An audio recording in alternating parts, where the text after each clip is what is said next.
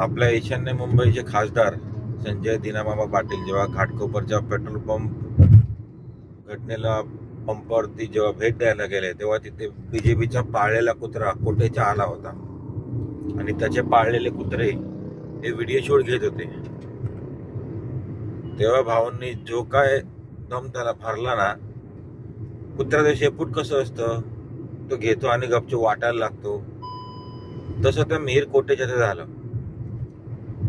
भाऊंनी त्याला भोसडवला तेव्हा तो गेला. तर हे सगळीकडे मोदीचे व्हायला लागले, कशाला कुत्रा येतोय वाढवा, कशाला येतोय मादरचोद, काय गरज आहे का त्याला? तुमच्या आमच्यासाठी, सर्वसामान्य लोकांसाठी काय आम्हाला तो देणार आहे रस्ते ब्लॉक करून?